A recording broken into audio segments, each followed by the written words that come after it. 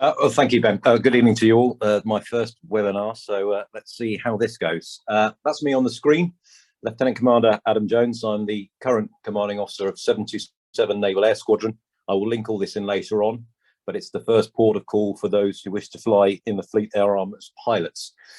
Tonight, I'll talk you through how I got to fly in the Royal Navy. When I put the dates on the screen, you'll realise that not much of that will apply to you, but I will link it into those of you who wish to join the Royal Navy and wish to fly in the Fleet Air Arm. I will make it relevant and bring it back to the modern Fleet Air Arm. So thanks, Ben. Next slide, please. Clearly, the journey starts at BRITANNIA Royal Naval College. All of our pilots and observers are officers. So in order to fly in the Fleet Air Arm, you must first be an officer. That goes without saying. Okay, and I'll talk us through how you can get from BRITANNIA Royal Naval College, or how I did, and end up, for those of you who wish, in the F-35, next slide there, Ben, or in a rotary wing platform, next slide there, Ben. The Fleet Air Arm is one of the 4 fighting arms of the Royal Navy: Submarine Surface, Royal Marines, General Service, and the Fleet Air Arm. But 85% of the Fleet Air Arm flies or services or operates or controls a rotary wing assets. So 15% of our pilots get selected for fast jet. The other 85, quick maths, they go and fly helicopters like I did. So as I said, the journey to become a pilot started for me at BRITANNIA Royal Naval College. If you could go 2 slides ahead, please, Ben. And I am that old. I joined the Royal Navy in 1989. So I saw the first Top Gun in 1986, but I wanted to be a pilot in the Royal Navy since I was 14. That's 1985. And we still had dedicated careers officers for each of the individual services at that point. I'm from Southampton, so I went into the careers office at Southampton, aged 14, had my enthusiasm stoked by the original Top Gun when I was 15, and attended my first interview, Admiralty interview board with the Royal Navy when I was 16. I passed that one, and I got a place at Dartmouth to join Dartmouth in 1989 after having gone to a sixth form college to get A-levels. I got 6 O-levels, and that's, you only needed 5 in those days, O-levels, GCSEs. And I went to college and got 3 A-levels. But before I went to college, I did a second AIB at the recommendation or suggestion of my careers management officer, a wily old lieutenant commander, who suggested that I might be able to get a place paid for at university while still being in the Royal Navy. That scheme doesn't exist anymore, but I'll just use my background to bring it round to yourselves. So I did a second AIB, which went the same way as the first AIB. I managed to pass that and was offered a place at age 16 in the Royal Navy for a job until I was 50. And they would pay for me to go to a civilian university while still being in the Royal Navy. Things have moved on since then, but there are still opportunities to offset the cost of education and have a guaranteed job at the end of it as well. So that's still relevant. But I then followed the career path that you can see on the slide now, joined the Navy in 1989, went to sea in January of 1990, sailed all the way to Hong Kong on a steam frigate, really old stuff, that my granddad had worked in 1970. So I followed him in a steam Leander class frigate all the way to Hong Kong, which really blew my mind aged 18. That was a real part of making me feel like I was in the real Royal Navy. I then passed out of Dartmouth in the April of 1990 and did some fleet time in HMS Invincible. First taste of the Fleet Air Arm in action, as we had a carrier air group on board. That was Sea Harrier FA2s and Sea Kings. And that really, really fired me up to pursue a path to fly. But at that point, I wasn't in the flying training pipeline because I joined as a generalist warfare officer in order to get sponsored through university. Things have changed as well. So you can still have an aviation link at university, but in those days, you couldn't get sponsored through university and be air crew. So I joined up as a warfare officer. So I went to Newcastle University. I happened to read naval architecture and shipbuilding for no particular reason, because the scheme in those days, you could study anything as long as you got a degree at the end of it. So I could have done geography, biology, anything. I chose ship design, just as a matter of personal choice. And during my holidays at university, which are quite lengthy and very enjoyable, I went to sea again. So I served in HMS Arrow, which is a Type 21 frigate, also no longer in service. But I flew out to join her in Florida and operated in the Caribbean and off the coast of Cuba, chasing drug runners. And that was excellent. They had a small ship's flight embarked, so that really pumped me up as well, flying in the Lynx with the air crew there. That was another eyes wide open moment for me. And I was also lucky enough to do a 12-week exchange with the Royal Norwegian Navy, escorting their royal yacht around the coast of Norway. So no aviation on that section, but living with the Norwegians, trying to learn Norwegian and operating in a Norwegian patrol vessel and a Norwegian frigate all around the coast of Norway, age 21, was excellent. I graduated from university in 1993 and then rejoined the Navy proper. Despite having been in the Royal Navy all my time in university, when I was at university, I was effectively left to my own devices and studied full time. But I resumed my naval career in 1993 with more fleet time in two more ships that have now been decommissioned a long time ago, two Type 42 destroyers, HMS York and HMS Cardiff, both with helicopter flights embarked as well. So the aviation link was still there, but I spent the majority of my time on the bridge, practicing and learning my trade for what would be my first job in the Royal Navy as an officer on the front line, if you like. For the next 2 years was taken up with exams to prove that I'd hoisted on board all the knowledge they tried to impart, the general naval knowledge. I then did the Officer of the Watch course at HMS Dryad, which is a 4-month course taking us through the basics of navigation and how to be an officer of the watch. The clue was in the title of the course. And whilst I was there, I was selected to be a navigator of a minesweeper. So 4 of us went on the MCM Mine Countermeasures Vessels Navigators course. And that spun that training out for another 12 weeks with more sea time. Spent a lot of time going around the Isle of Wight by day and by night before finally being assigned to my first frontline, if you like, Royal Naval job as the navigating officer of HMS Middleton. So nothing to do with aviation. And I was still desperate to fly, but I had a job to do that didn't involve aviation at that point. She was up in Scotland, in Rosyth. I spent a year doing mine countermeasures duties. Then about 6 months on Fish Patrol Squadron, which was exciting and interesting, working with the fishing fleets around the coast of the UK and highly enjoyable. However, by that point, I was really keen to get to fly. I was 24, knocking on, in fact, I was 25 by that point there. And the upper age limit was that you had to be started flying training by the time you were in, well, you're still in your 25th year. So time was getting short. So I applied, and this is still true of those warfare officers today, and I'll talk about that later on, but I applied to be a pilot, or subspecialised as aircrew as it was called then. Okay, and then I went off to do the computer-based aptitude tests at the Royal Air Force College at Cromwell, and that's still true now. A 3-day battery, I only spent 2 days, actually, a 2-day battery of tests to ascertain your suitability for flying training. I passed those, so I passed for observer, pilot, and air traffic control, with my preference clearly being pilot, before I returned back to my ship. At that point then, I was nominally selected for pilot subspecialisation, and then I conducted Royal Naval flying grading, and that took place at Roborough. I managed to pass that, and my flying training proper began in September 1996. So I've been in the Royal Navy for 7 years.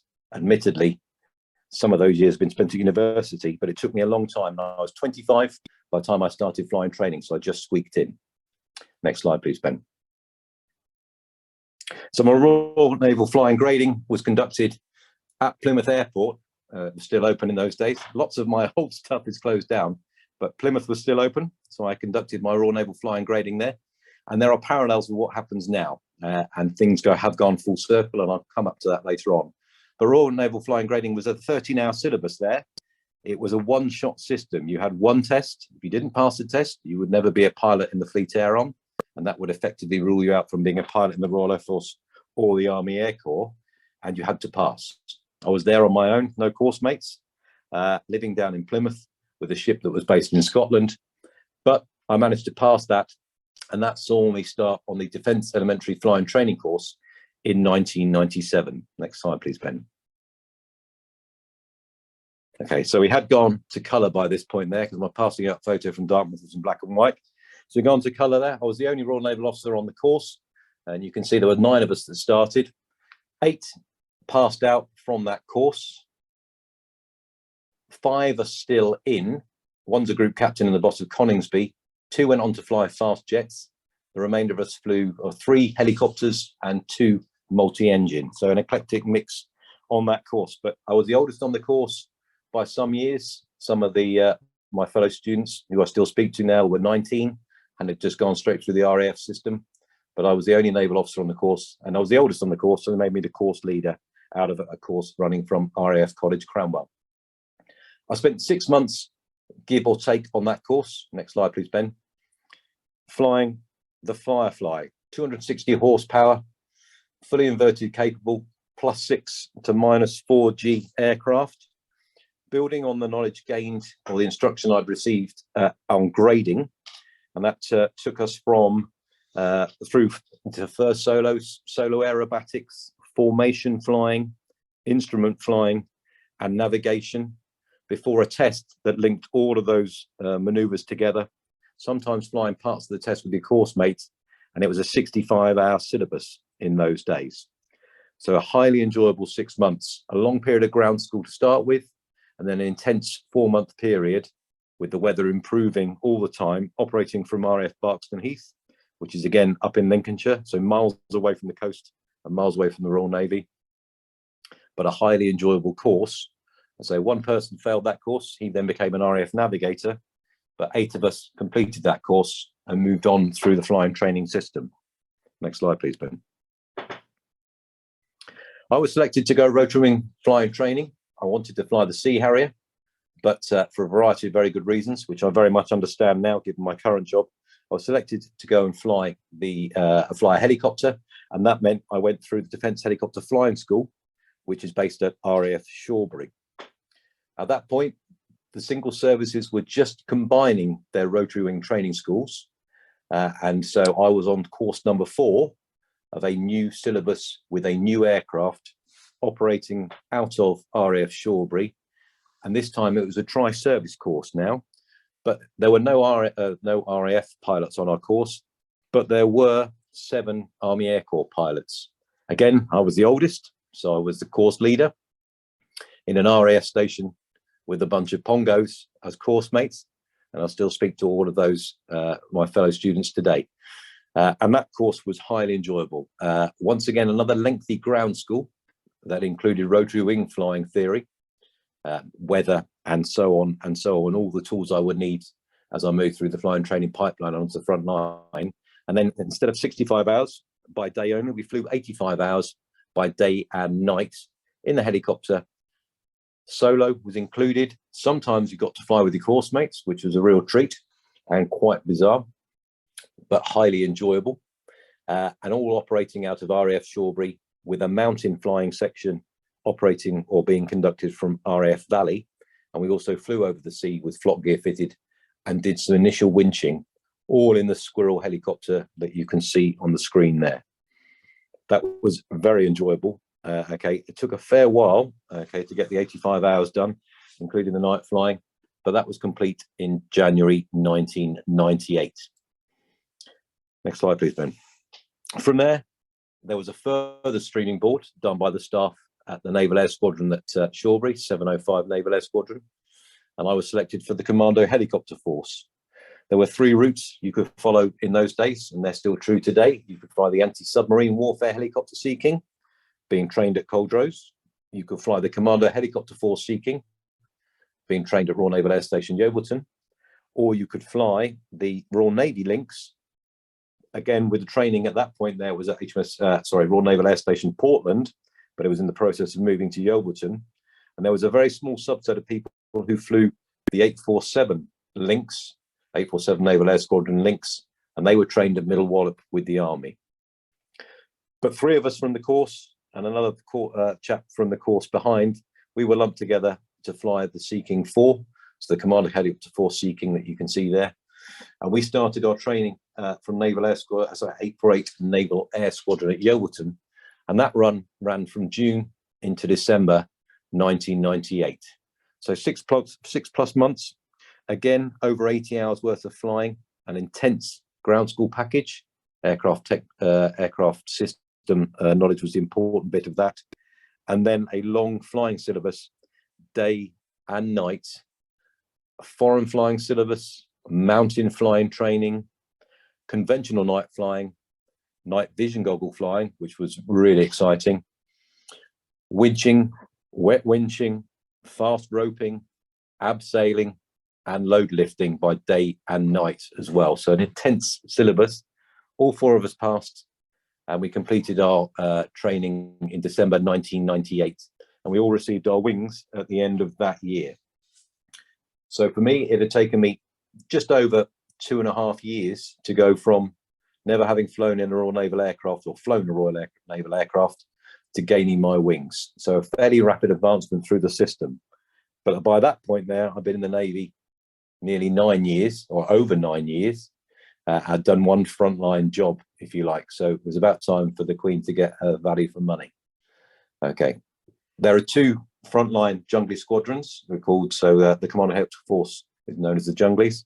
And I was assigned to 845 Naval Air Squadron, and I joined 845 Naval Air Squadron in January of 1999. Next slide, please, Ben. 845 Naval Air Squadron were the resident squadron in Bosnia. So half of the squadron was deployed in Bosnia. The other half was either at sea, returning from Bosnia, or training to go back out to Bosnia. So I joined in 1999 with just over 200 flying hours, all of which were in training aircraft. I spent 3 weeks in the UK, getting used to the new squadron, very much the new boy at school. I was a new boy on my flight, and trying to get to grips with what happened on a frontline squadron before I deployed to Bosnia in January of 1999, having been on squadron for 3 weeks. Spent 3 months out in Bosnia, flew a lot, over 100 hours. In Norway, we had a squadron or a flight detached to Norway. The temperature out in Norway was about -8. Out in Bosnia, with no Arctic training, it was -15 and colder. There was more snow in Bosnia than there was in Norway at that point. And I hadn't done the Norway winter flying course. So the learning curve was steep, but highly enjoyable. So operational flying training, most of the operational flying we did was at night. So night vision goggles was the norm. And we operated with the RAF Chinooks and the Army Air Corps Lynx and Gazelles at that time, based around Bosnia. We were based in Croatia rather. We used to fly into Bosnia, effectively acting as a hospital ambulance, collecting those who needed to be collected and bringing them back to the hospital at a place called Sipovo.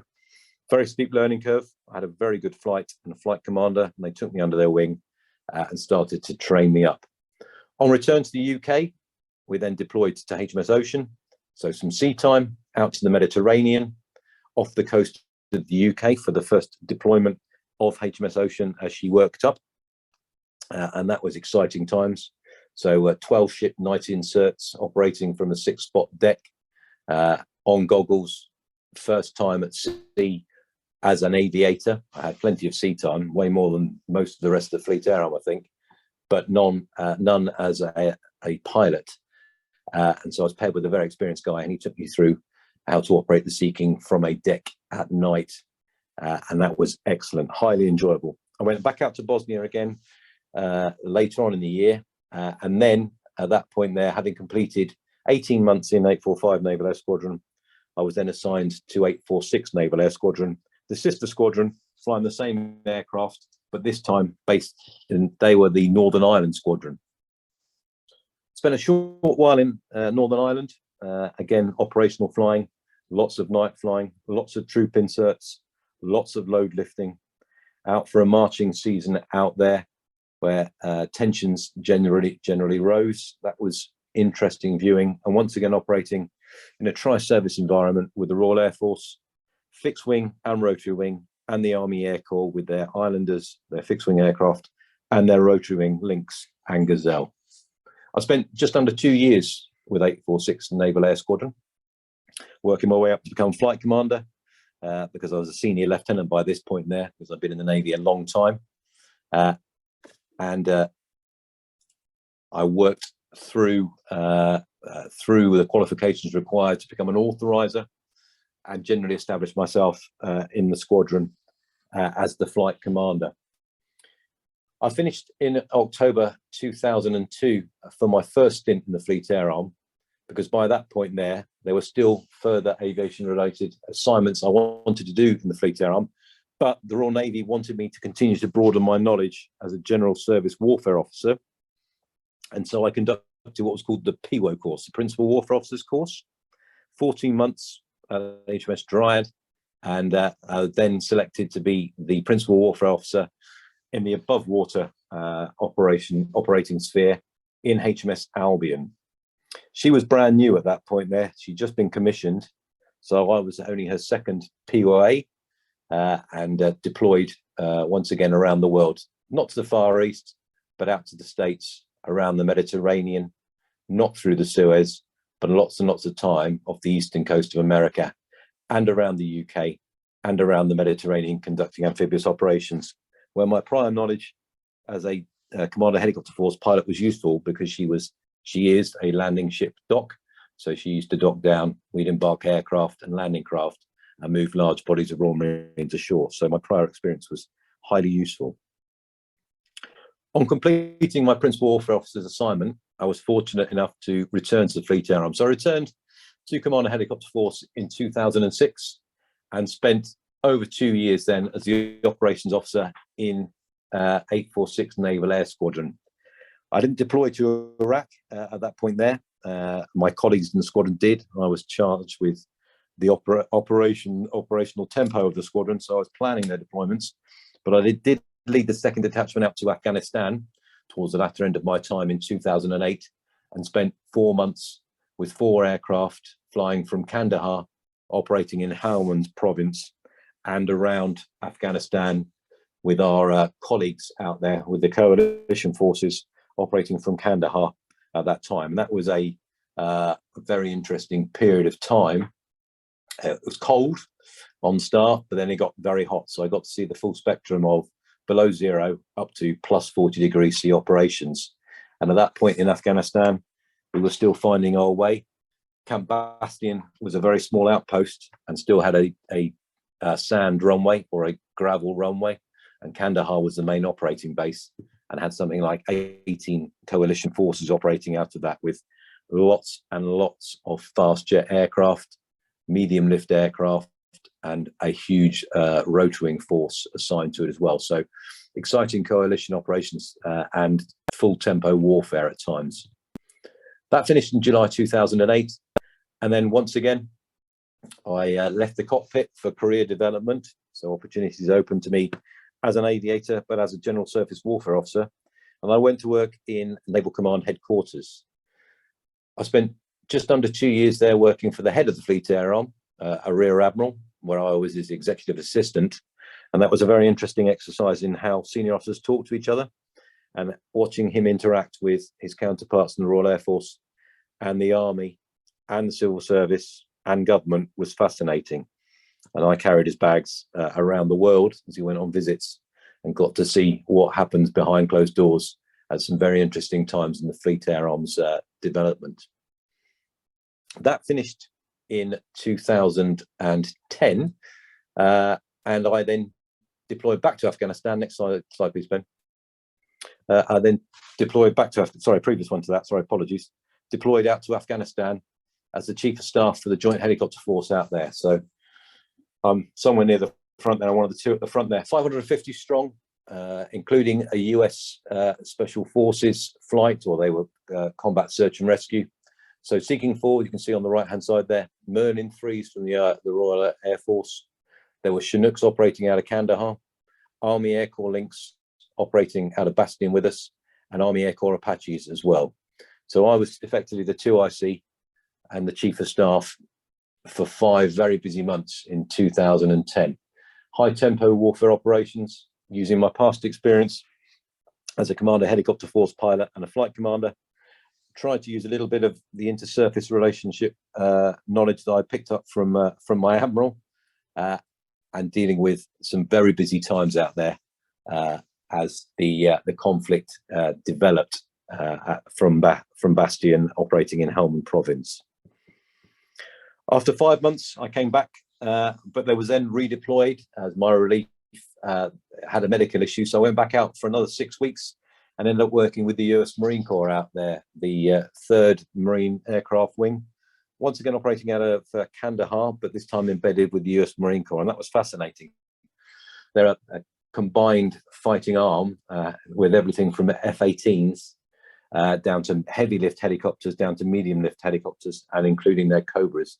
Very potent. So that was interesting, spending 6 weeks embedded inside that force, operating in close conjunction with their supporting arms coordination cell, whilst also liaising with the joint helicopter force that I'd recently worked with out there. So an unexpected 6 weeks, but a fascinating insight into coalition operations again, and the high tempo warfare had continued, this time in winter, so it was a bit more nippy out there.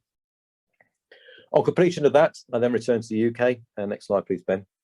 And I was lucky enough to be assigned to 771 Naval Air Squadron. So back into the cockpit for me, and this time with a different role. I was a senior pilot of the Search and Rescue Squadron, based down in Coldrose, Cornwall.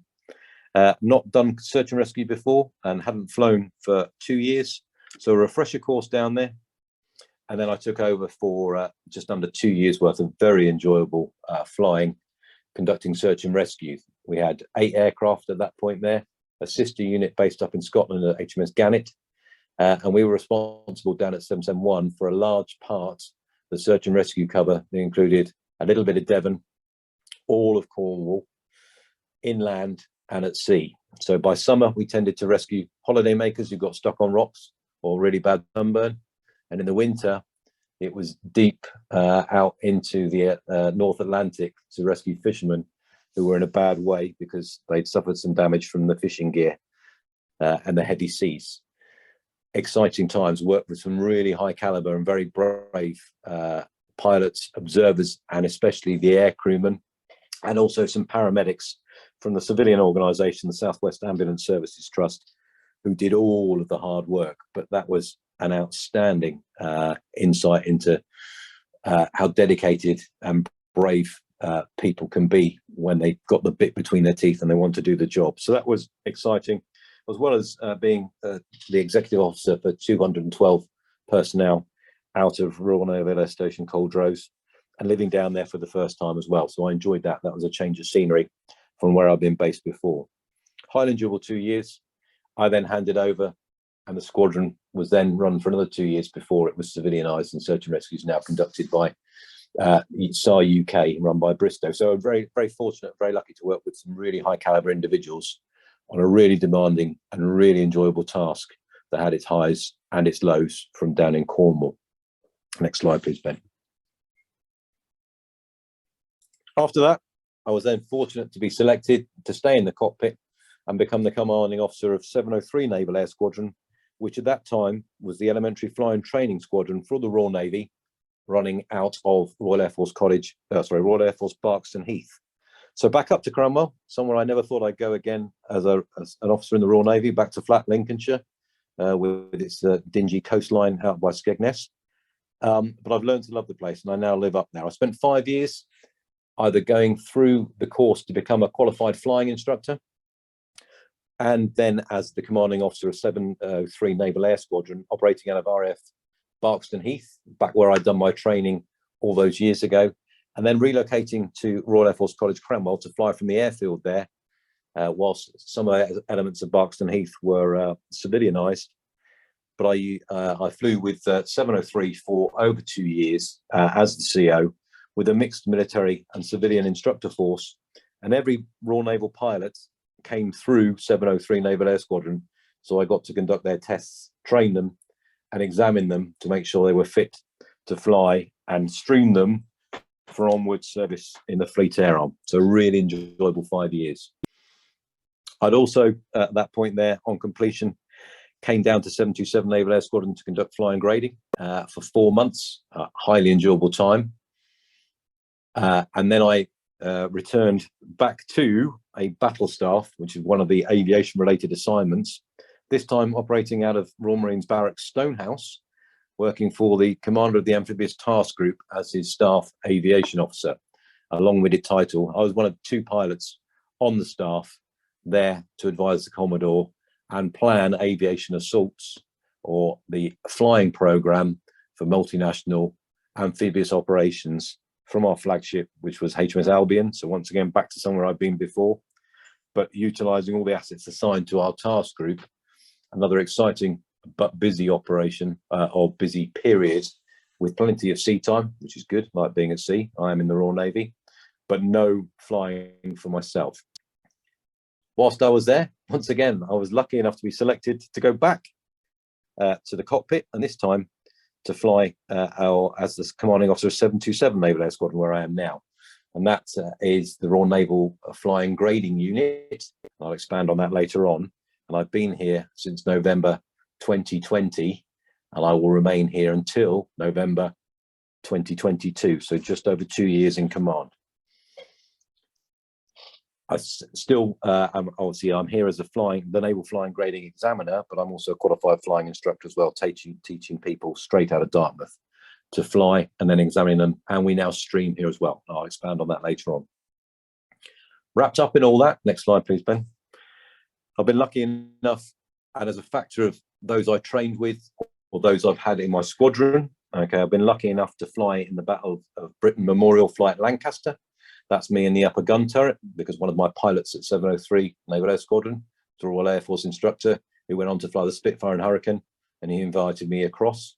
But I've also flown with other nationalities and also with the other services by dint of being colleagues on training courses as well. So those people I went through flying training with, who are still friends and colleagues I met along the way, still provide exciting aviation opportunities. So even when I wasn't flying, I was still able to get in the cockpit or sit near the cockpit and be taken flying to keep that aviation flame alight. Next slide, please, Ben. That all brings me around to my next assignment, which may well be my last assignment in the Royal Navy. I'm due to go back to RAF BARKSTON Heath via RAF College Cranwell. So I live in Lincolnshire now, so I'm delighted with that. So from January, I'll be flying this aircraft, which is the Prefect, more of that later on, as a qualified flying instructor. And I'll do that for 3.5 years until I age out the Royal Navy, aged 55 in 2026. So that's my flying career and my career to date. I'll then link that to yourselves now, or anyone who potentially wants to be a pilot in the Royal Navy, and how things are still the same, but things are slightly different. So next slide, please, Ben. Yeah, everyone has to go through BRITANNIA Royal Naval College, as previously stated there. We have only officers flying as pilots or observers in the Fleet Air Arm, all right? And so there's a syllabus there, which I'm sure your mentors will be able to take you through, but that's the initial naval officer training. Next slide, please, Ben. That's how the initial officers training looks like at BRNC at the moment. 3 entries, you can see it there. Everyone gets the same treatment there. So 29 weeks of training to be a naval officer, a military person, and then also a mariner. So everyone gets that going to sea background before they pass out. Those who join BRNC as warfare officers will then follow a similar path to me and go off and do their warfare officer training. Those who wish to fly and have joined as aviators, having passed the computer-based assessment tests, okay, will then, on passing out, come to me at grading. But there's some stats to look at now. Next slide, please, Ben, about the training at BRNC. And you can see there's a very high pass rate, or so the intake. Not many people fail at BRNC as well. So the training there has been refined to make sure that people will get through. And that's reflected all the way through the training pipeline. And I'll talk about pass rates in the Fleet Arm as well. But what you see there, you can understand that with voluntary withdrawal from training is the VWFT, compulsory withdrawal from training, and no further action medical discharge is the yellow stats there. Okay, the numbers are very small compared to the large intakes. Next slide, please, Ben. Those aviators will then do the initial warfare officers aviation course. You can see at the bottom there then. So that's 5 weeks still with a maritime background, but bringing in aviation techniques and greater exposure to the Fleet Air Arm. It says there it's followed by the Air 424 course. That's the survival, extraction, resistance, and evasion, survival, evasion, resistance, and extraction course. And that is the survival training course run down from St Morgan that all aircrew get, regardless of their speciality. So you start to get your teeth into the Fleet Air Arm at that point. Next slide, please, Ben. Thereafter, those who are successful, having passed out of BRNC and completed their IWO AV course, will come to us at 727 Naval Air Squadron for grading and streaming. A 31-hour syllabus of flying. You don't need any prior experience to fly. Okay, so we take people with no flying whatsoever, and then 31 hours later, they can fly, they can navigate, they can fly on instruments, they can fly aerobatics, and they can operate by day autonomously, although they never fly solo here. And then they are tested at 3 stages by myself before they're streamed. Okay, so the students are streamed either rotary wing or fixed wing, and it's all dictated by the needs of the service. As I said at the start, 85% of the Fleet Air Arm flies rotary wing assets, helicopters. So therefore, the vast majority of the courses, the output gets streamed rotary wing. For those who are good enough, we have a robust procedure here. They may well get a fast jet recommend, but if the service needs everyone to fly helicopters, then everyone goes and flies helicopters. That's the way it is, all right? However, if you have a fast jet recommend, you can be extracted to then follow the fast jet training pipeline. Next slide, please, Ben. Training platforms we use, those who are selected fast jet, having flown the the tutor here with us, will fly the prefect up at Cromwell for about 31 hours again, before they fly the Texan out at RAF Valley, and that's a 6+ month course, before completing that and flying the Hawk T2. That course is slightly longer, but that will then see you ready to be trained for the F-35 cockpit on the front line.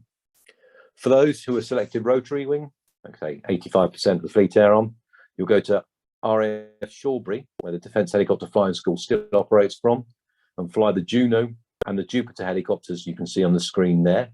Another long syllabus. It's short of a year, so it's a little bit longer than I spent there all those years ago, but the procedure is still the same. You have a helicopter ground school, and then you go through the training pipeline to get yourself to be streamed to either fly the Merlin Mark IV Commando Helicopter Force Merlin aircraft, similar to my career path, the Merlin Mark II anti-submarine warfare helicopter out of Royal Naval Air Station Culdrose, or the Wildcat for either 847 Naval Air Squadron using the find function, or the Maritime 847 Wildcat, Maritime 815 Wildcat, operating from the backs of our frigates or sterns of our frigates and destroyers.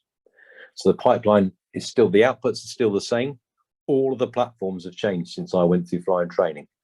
And there are some exciting opportunities out there operating from the Queen Elizabeth class and operating from the Type 45s, the Type 23s, and the Type 26s, using some highly capable Wildcats, F-35s, Mark II Merlins, and then the Mark IV Merlin for those who fly with the Commander Helicopter Force. Clear parallels across. So you can continue to join the Royal Navy as a warfare officer and try and sub-specialise, but the pathway is even more narrow than when I went through. Or for those of you who wish, you can join BRNC as a potential pilot and go through the aviation stream to get to 727 before being streamed by us here. Next slide, please, Ben. So that's a very quick canter through my career, how I got to where I was, and how the pathway resembles the one I went through and what actually happens now. So as a current CEO of 727 Naval Air Squadron, I'd be delighted to take your questions if you have any. So any questions from the cadets? If you move your mouse, you should see a Q&A box. If you start putting them in there. And as and when they come in, we'll ask them. Thanks for that, Adam. That was really, really insightful. We never normally get that much in depth to someone's career, and it's really, really good to hear about.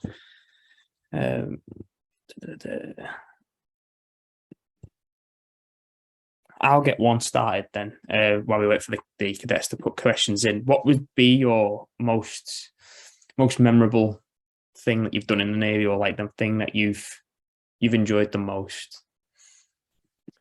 The thing that I enjoyed being at 727 is an absolute gift. Flying with students is fantastic. Enthusiasm, intelligence, dedication, commitment, drive. I really enjoy instructing. Frontline, deploying to Belize in Central America with a flight of 45 personnel with 2 aircraft, and operating from the jungle from a rough cut strip, supporting 4-5 Commando out as they operated out in the jungle. That was really interesting flying. I very much enjoyed that, and it was really nice to operate in a flight environment. So a nice small unit, mission command. Here's 2 Sea Kings, go out there and support the Royal Marines. That was outstanding.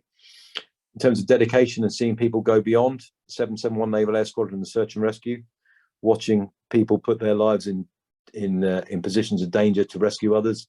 That was really humbling and really inspiring. I really enjoyed that. But I've enjoyed everything. I don't enjoy the exams, of course, that you have to go through and all the tests we have to do. Of course I don't. No one does.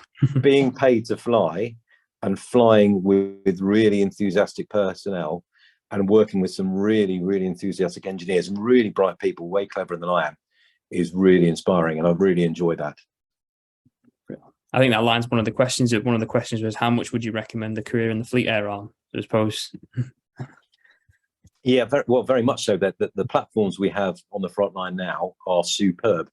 The operational flying you get to do is also outstanding. There's some high tempo operations going on around the world that we don't necessarily get to hear about. As long as you can grit your teeth and get through the training process, there's nothing like doing your first operational flight with your wings on your chest, flying with your course mates. It's just a superb environment and a great way to earn a living. Well, one here with reference to the jet pilots, where you said it was 85 to 15 for the jet pilots. Do you see that increasing or decreasing in the future? It'll be steady. The Royal Navy takes about 2 pilots a year to go through the fast jet pipeline at the moment. It's talk about pipelines and student numbers. The flying training pipeline is full of students at the moment. We're working hard to drive down the amount of time people wait before they go on flying training courses. The courses aren't seamless. You don't finish one course and start the other one straight away. There are broadening opportunities between. I was lucky I went through with minimal periods out of the cockpit because I was fairly old. Now the pipeline is slightly more stilted, but there are about 2 people a year in the pipeline. In the future, I think that will go up. We're catering for 9 people to be in the fast jet pipeline, expecting 4 or more of them to fail as they go through the pipeline. There's always wastage in there. It's a hard course, and every pipeline is primed, expecting people to not make it through, given the standards expected. So 9 is the average for the year if the system is ready to receive and train. At the moment, it's 2 per year. Right. Okay, brilliant. What's the physical like? Someone's asking what's with regards to being in the Fleet Air Arm, do you know what the physical aspects like for being a pilot? The Royal Naval Fitness Training is exactly the same. The RNFT, Royal Navy Fitness Test, is exactly the same. Doesn't matter what branch you're in. In terms of the medical tests, clearly, I don't know them now, but you needed to have perfect eyesight. That meant you didn't wear glasses. And obviously, a history of asthma and things like that can prove difficult when you get to your aircrew medical. But the careers office will certainly be able to give people better information than that. But when I was a lad, you couldn't wear glasses to turn up. Once you're in and you're in the training pipeline, I wear glasses now because I'm an old man. And as long as your vision can be corrected, then you can wear glasses. But you need to be, as you would expect, physically fit enough to join the Royal Navy and then pass the aircrew medical as well. And the standards are quite demanding, but they're not out of the ordinary, you would say. Real. Someone's asking with regards to the roles, and say you're not happy with what you get in the Royal Navy, can you move over to the Air Force or the Army pilots?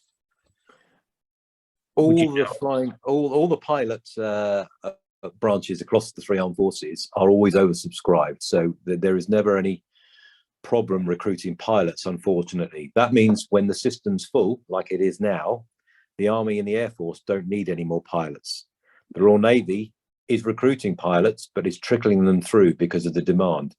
Therefore, there is no incentive for the Royal Air Force to take a pilot from the Royal Navy because they've got enough pilots of their own in the system. Yeah. When you get qualified, if you have skill set that they might like, for example, you're like me and you're a qualified flying instructor, if the Royal Air Force hasn't got enough flying instructors, then you might be able to arrange a transfer across. But at the initial stage, if you're in the Navy, grit your teeth, get your wings, give the front line a go, because you won't be able to transfer to the Army or the Air Force. Brilliant. There's one here about A levels. I know I can answer it from a careers perspective, but as you being the head of the trainee squadron, is there any A levels that you look for, or does it not matter to you? It doesn't matter to me, but I'm not the person doing the selecting. And so when I joined, you didn't even need to have A levels. But it goes back to what I'm saying. There is never a problem recruiting pilots. So the more attractive you are as a candidate to be selected, the greater your chance of success. You don't have to do physics, maths, and English at A level if you don't want to. Equally, PE, psychology, and biology might not be the most useful in the fighting forces, but actually, it's all about your quality as a candidate and the ability to be educated. So if you've got A levels like the ones I chose there at random, and you've got good grades, or you've got a degree, and it's completely, not political studies or whatever, it's the ability to be trained. So if you're smart, switched on, then the armed forces definitely want you. So it doesn't matter what you selected, it's the ability to be trained, and that the proof of that is in how you do in your exams. Brilliant. Amazing. With regards to the pilot's exams, once you're training and you take your exams, do you ever have to do them and refresh them, or is it just one exam and you're done? No, I have to do 3 tests every year, regardless. I'm the boss. So you have to do an annual check, a check with Naval Flying Standards flight, and an instrument rating test. And if you go on a course, it's tests all the time. So it's never, you get your wings, that's it. No more tests for the rest of your flying career. It's at least 3 a year, but that's usual. And it's the way the game is played. Of course, being in the military is one big game. That's the way the game is played. I've been doing this for a long time now. I have an instrument rating test coming up in 2 weeks, and I know I need to do it, so I know I need to revise. So it's standard operating procedure. Tested all the time. Yeah, absolutely. And we'll finish up with the final question. Personal question again. Where's the best place you've ever been to with the Navy? Oh, blimey, Charlie. I thought someone would ask me this, and I haven't prepared very well. I really enjoy going around Norway. I mean, I've got to keep it clean as well, haven't I? Singapore is always a huge hit. Hong Kong was an absolute treat as a 19-year-old. And I really didn't know what on earth had happened to me, really, by that point. I just left my poor old mum at home and joined the Royal Navy, and I was bobbing around off Hong Kong. It was excellent. America is always a great place to operate. Working with the US Marine Corps is fantastic, both professionally and socially. I do like operating with the Americans. Best place I've ever been, I would say, when we operated from Belize, and we flew to San Pedro, one of the islands out there. That was a fantastic run ashore, and being winched down onto the beach bar was a great way to arrive. Really enjoyed that. Yeah, that tops most what presenters we've had, to be fair. Thanks, Adam. Thanks for that. Thank you for the cadets that have attended today.